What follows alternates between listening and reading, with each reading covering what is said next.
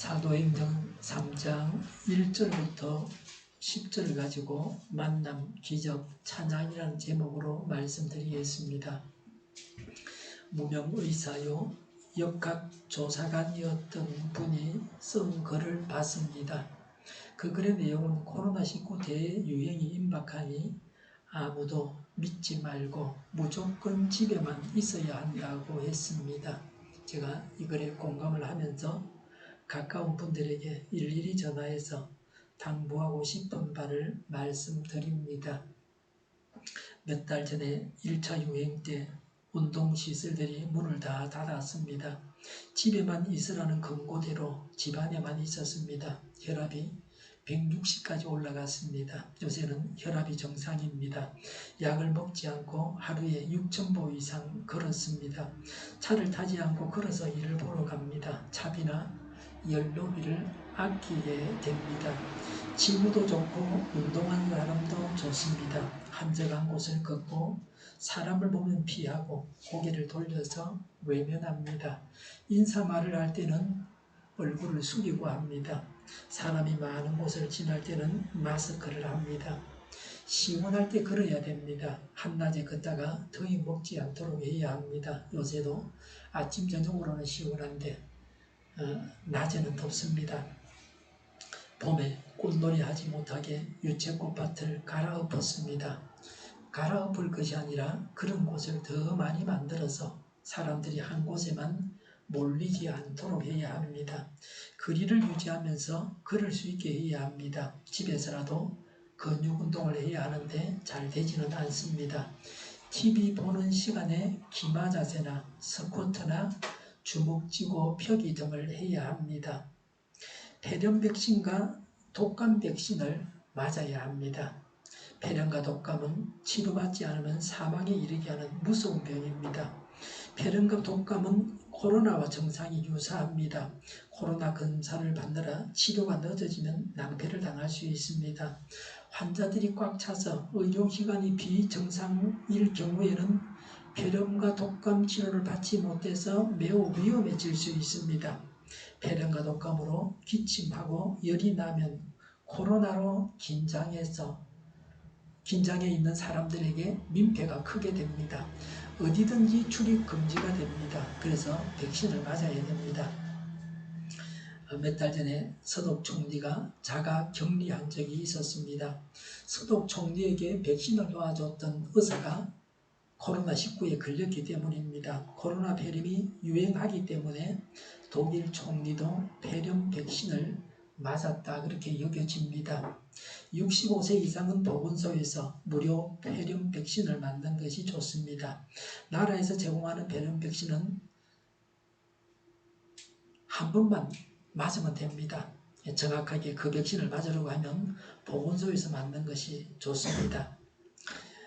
병원에서 제공하는 폐렴은 그 병원에서 일반적으로 주는 폐렴 백신은 5년간 유효합니다. 보건소에 전화하면 이미 맞았는지도 확인할 수 있습니다. 코로나19가 유행하기 때문에 모든 연령층이 폐렴 백신과 독감 백신을 맞아야 합니다.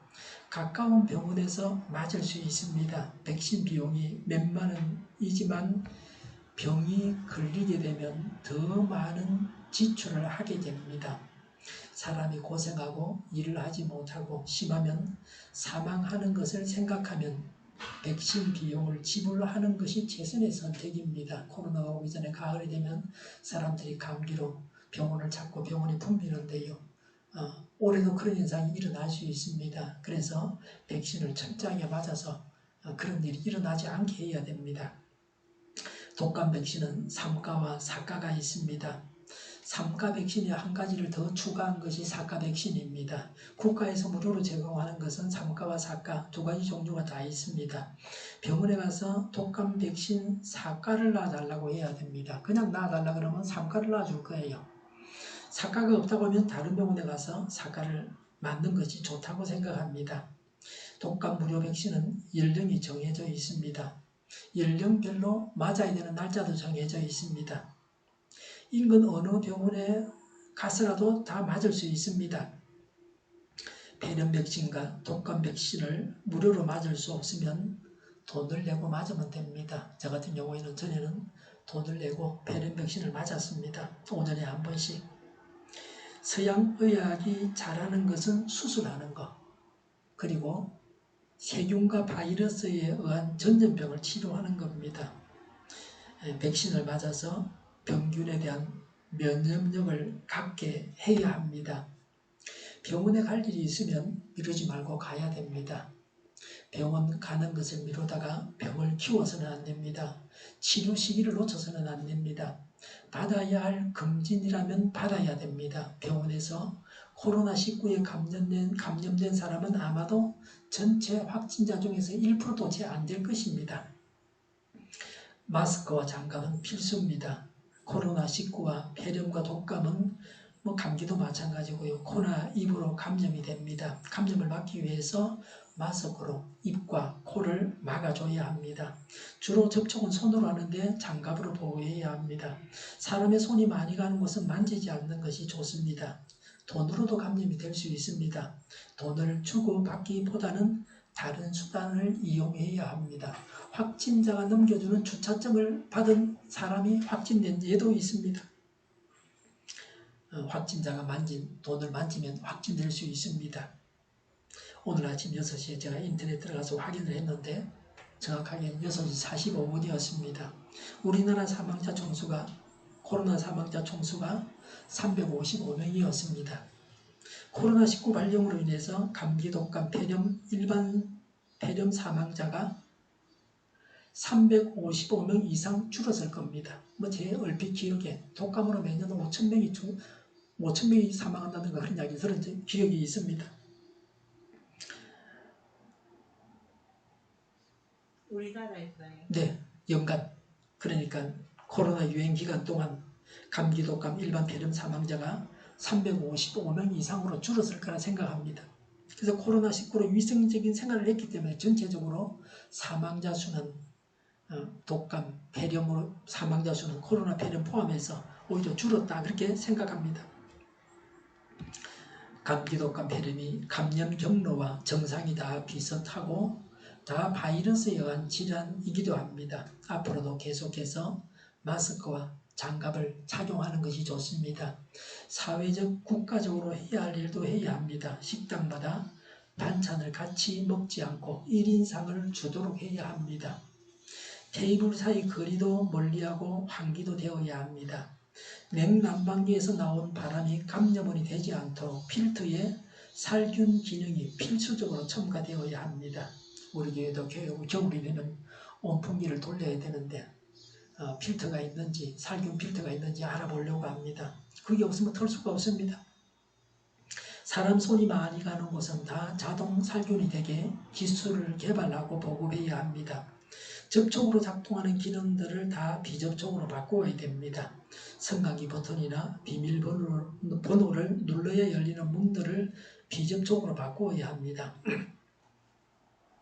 자외선이 사람에게 유해하므로 사람이 없을 때 자외선으로 자동으로 소독하는 것도 좋을 것 같습니다.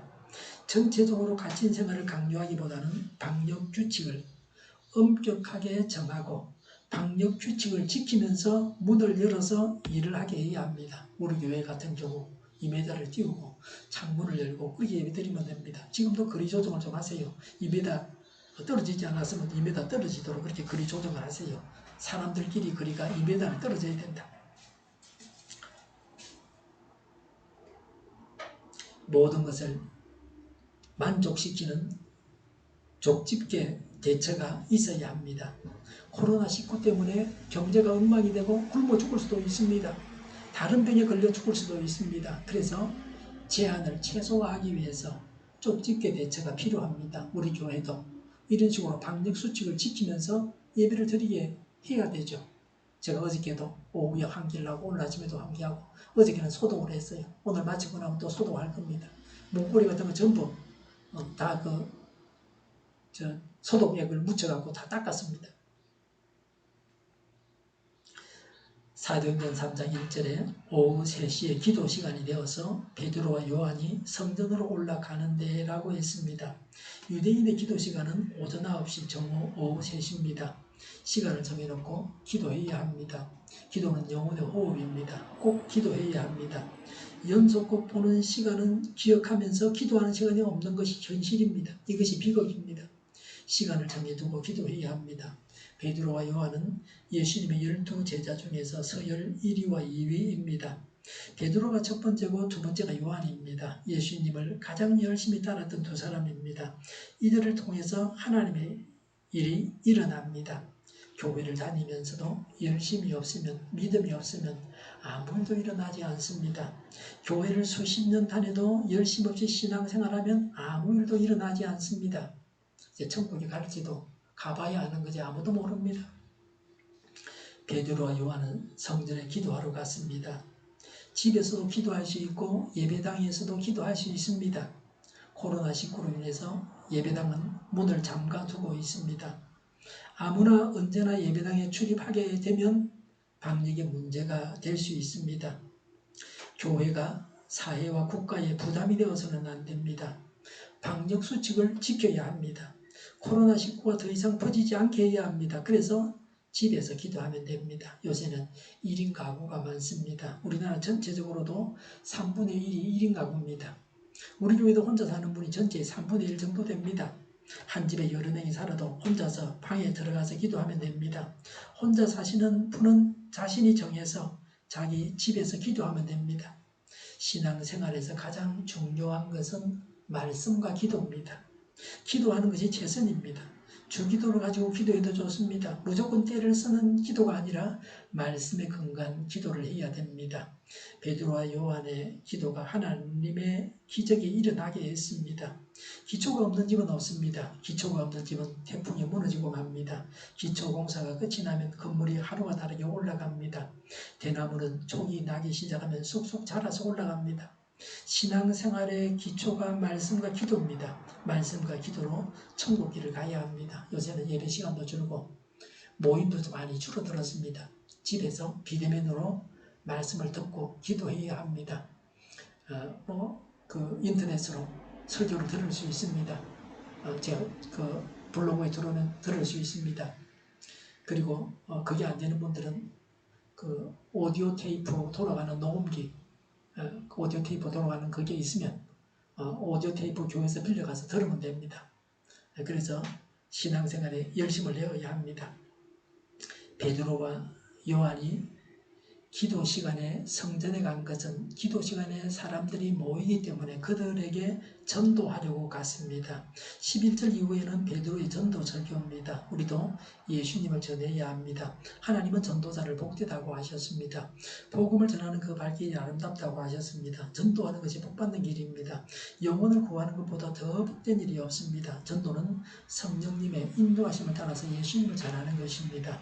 성령님의 인도하심에 민감해서 전도해야 합니다. 사도행전 3장 2절에 나면서부터 못 끊는 사람을 사람들이 떠매고 왔다. 그들은 성전으로 들어가는 사람들에게 국을 하게 하려고 이 못 끊는 사람을 날마다 아름다운 문이라는 성전 문 곁에 앉혀 놓았다라고 했습니다. 성전문에서 국을 하는 사람을 사람들이 떠매고 왔다고 했습니다. 이 거리는 걸을 수 없는 사람입니다. 혼자서는 이동할 수 없습니다. 다른 사람의 도움을 받아서 성전 문과 집으로 오갈 수 있었습니다. 사람에게 걷는 것은 매우 중요합니다. 많은 병들이 걸으면 낫습니다. 약을 먹어도 안 낫는데 약을 먹으면서 걸으면 낫습니다. 오늘날은 자동차가 있어서 사람들이 자동차 타느라고 걸으려고 하지 않습니다. 걷지 않으면 나이 들어서 성인병에 시달리게 됩니다. 고혈압, 당뇨 같은 병도 걸으면 좋아집니다. 약으로 병을 고치려고 하기 전에 적절하게 걷고 운동을 해야 됩니다. 근육이 없는 사람은 근육을 만들어야 됩니다. 자꾸 걷다 보면 근육이 생깁니다. 팔에 힘도 필요합니다. 생활에 필요한 일을 하기 위해서 들다가 좀 무거우면 팔에 병이 올 수 있습니다. 근육이 있어야 그런 병이 걸리질 않습니다. 평소에 팔 운동을 해야 됩니다. 의자병도 있습니다. 앉아만 있으면 병에 걸립니다. 하루 종일 앉아만 있어서는 안 됩니다. 앉기도 하고 서기도 해야 합니다.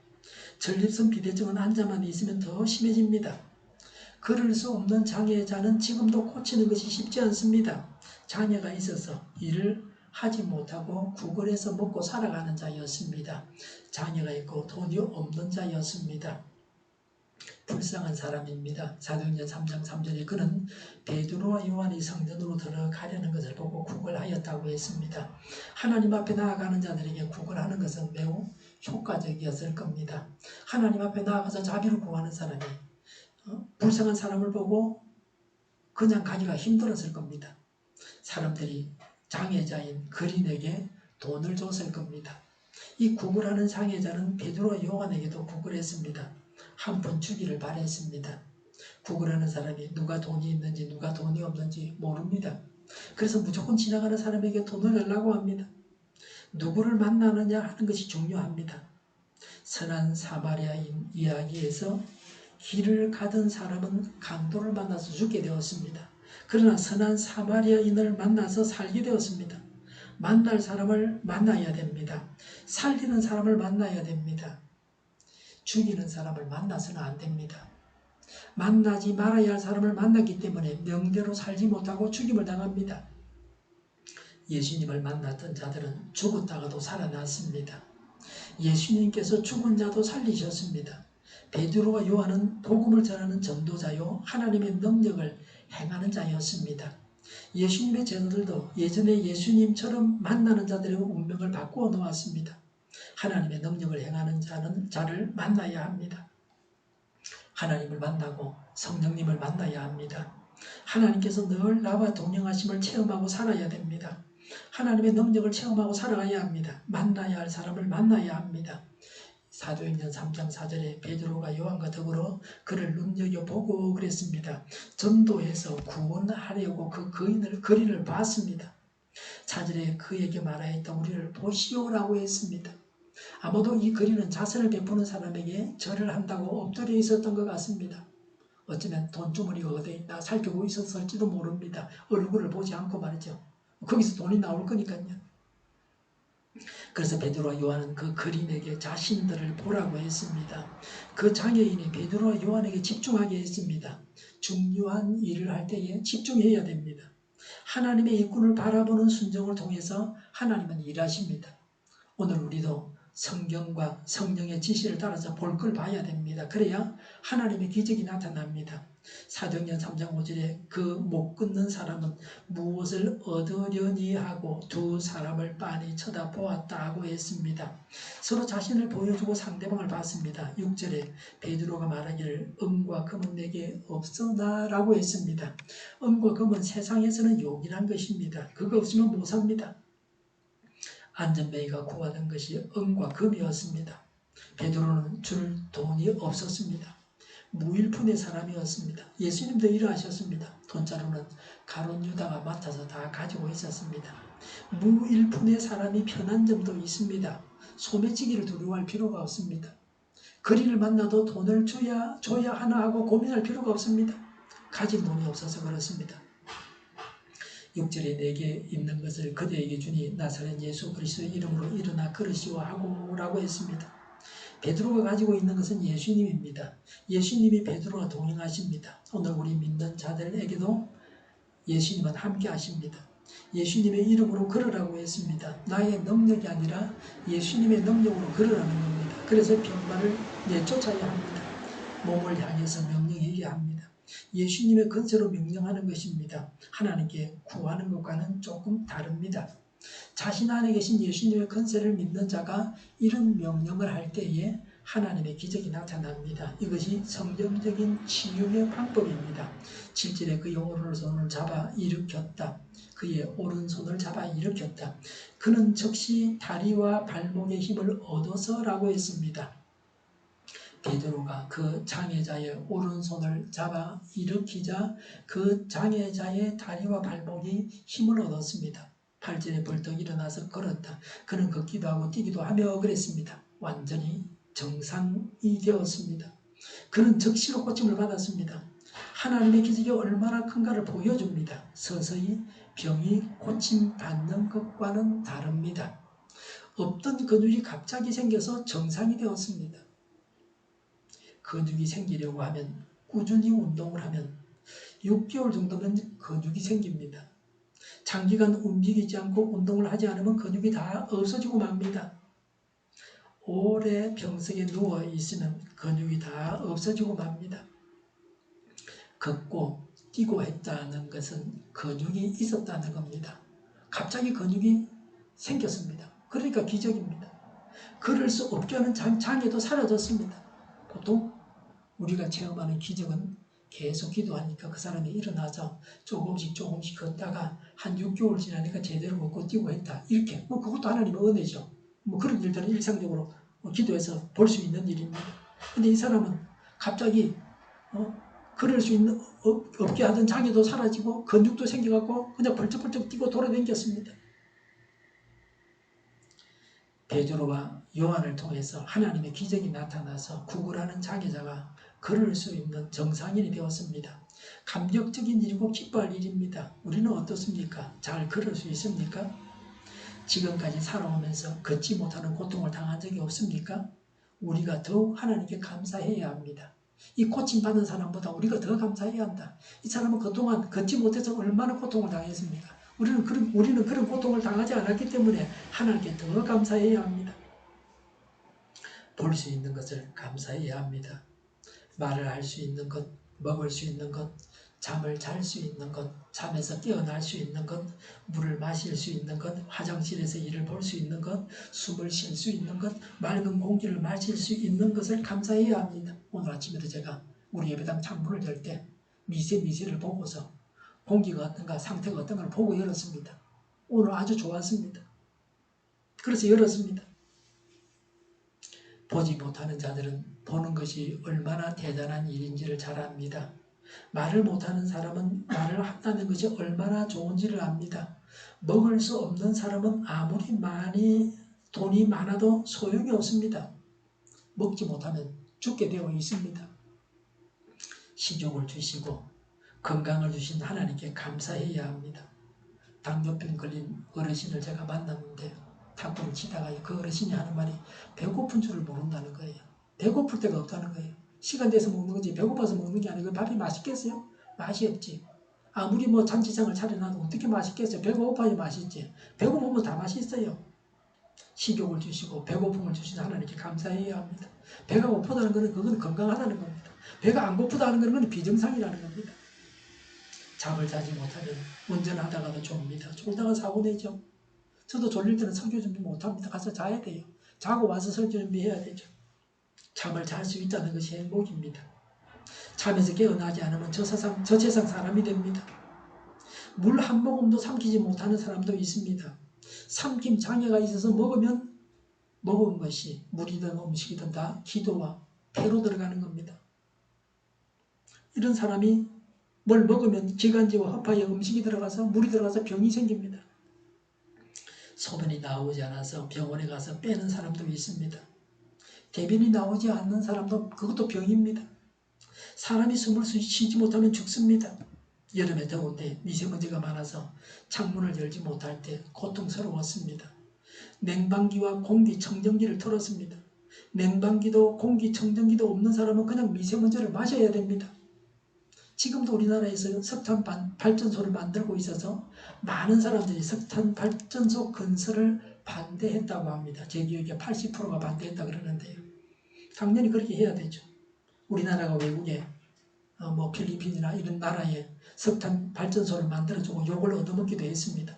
환경을 파괴하는 시설을 만들어주고 욕을 먹는 것입니다. 석탄 발전소를 만들고 싶으면 청와대 옆에 국회 옆에 그렇게 만들면 저는 반대 안 합니다. 만들어서 한번 해보세요. 얼마나 좋은지, 미세먼지가 얼마나 나오는지. 북한의 석탄을 떼줘서 좋은 일일지는 몰라도 혐오 시설을 지방에만 만들고 사용료는 똑같이 내자고 합니다. 양심도 없는 사람들입니다. 지도자 자격도 없는 사람이고 부를 가진 사람으로 자격이 없는 사람입니다. 일상적인 삶을 살아갈 수 있다는 것을 감사해야 합니다. 감사하지 않아도 될 일이 없습니다. 8절에 하나님을 찬양하면서 라고 했습니다. 그 장애자는 하나님을 찬양했습니다. 베드로와 요한을 찬양한 것이 아닙니다. 기적을 행하신 분이 하나님이시기 때문에 하나님을 찬양했습니다. 우리 자신에게 기적이 일어나기를 바랍니까? 하나님을 찬양하시기를 바랍니다. 우리나라에 기적이 나타나기를 바라십니다. 우리 모두가 하나님을 찬양해야 합니다. 하나님을 찬양하는 것이 마땅합니다. 하나님을 찬양하면 하나님이 기뻐하시고 하나님의 기적이 나타나게 하십니다. 단지 육신만 고침을 받아서는 안 됩니다. 정신과 영혼도 고침을 받아서 하나님을 찬미하는 단계까지 이르러야 합니다. 8절에 그들과 함께 성전으로 들어갔다고 했습니다. 그 장애자는 베드로와 요한과 같이 성전에 들어가서 하나님께 기도했습니다. 그는 정상인이 되어서 걸으면서 성전에 들어가서 베드로와 요한과 같이 기도했습니다. 그는 초대 기독교 교회 신자가 되었을 겁니다. 9절에 사람들은 모두 그가 걸어다니는 것과 하나님을 찬양하는 것을 보고라고 했습니다. 거기에 있었던 사람들이 보았습니다. 하나님께서 행하신 기적을 보는 것도 하나님의 은혜를 입은 것입니다. 이런 기적을 통해서 이런 기적을 통해서 인간이 영광을 받아서는 안 됩니다. 일으킨 자나 일으킴을 받은 자나 모두가 하나님께 찬양을 돌려야 합니다. 치유의 능력을 행하다가 이단이 되고 적그리스도가 되는 자들이 있었습니다. 치유를 행하시는 분은 사람이 아니고 하나님이십니다. 베드로가 한 일은 나사렛 예수 그리스도의 이름으로 걸으라 하고 오른손을 잡아서 일으킨 것뿐입니다. 앞에 제대로 좀 하세요. 문에. 기적을 행하신 분은 오직 하나님뿐이십니다. 모세가 손을 들었고 하나님께서 바다를 갈라놓으셨습니다. 10절에 또 그가 아름다운 몸 곁에 앉아 구걸하던 바로 그 사람임을 알고서 그에게 일어난 일로 몹시 놀랐으며 이상히 여겼다고 했습니다. 이상하게 여겼다는 것은 충격적인 감정을 말합니다. 놀랐다는 것은 정신을 잃을 정도로 황홀경에 빠진 것을 말합니다. 과거에 예수님께서 귀신을 내쫓고 불치의 병자를 치유하셨을 때에도 사람들이 이런 반응을 보였습니다. 이렇게 한 것은 예수님의 권위와 능력에 압도되었기 때문입니다. 마찬가지로 본전에서의 사람들의 반응 역시 같은 것입니다. 문제가 해결되는 이런 하나님의 일들이 범사에 일어날 때에 세상 사람들이 놀라게 됩니다. 우리는 하나님께 기도하고 전도해야 합니다. 만나지 말아야 할 자를 만나지 말아야 합니다. 만나야 할 사람을 만나야 됩니다. 하나님을 만나야 합니다. 하나님께서 지시하시는 대로 볼 것을 봐야 합니다. 예수님의 이름으로 명하고 치유의 기적이 일어나서 우리 자신이 온전히 고침을 받아야 됩니다. 육신의 질병을 치유받아서 몸이 건강해야 합니다. 우리의 심령이 치유를 받아야 합니다. 영육간의 모든 문제가 예수님으로 인해서 해결되기를 바랍니다. 기도하고 전도하는 자에게 이런 일이 일어납니다. 이런 기적을 경험하고 그래서 하나님을 찬양해야 합니다. 만나지 말아야 할 자를 만나지 않고 만나야 할 자를 만나고 기도하고 전도하고 하나님을 만나고 볼 것을 보고 예수님의 이름으로 명하고 치유의 기적을 보고 언제나 하나님을 찬양해야 합니다. 기도하겠습니다. 만나지 말아야 할 자를 만나지 않고 만나야 할 자를 만나고 기도하고 전도하고 하나님을 만나고 볼 것을 보고 하나님의 이름으로 명하고 치유의 기적을 보고 언제나 하나님을 찬양하는 저희가 되게 하여 주시옵소서.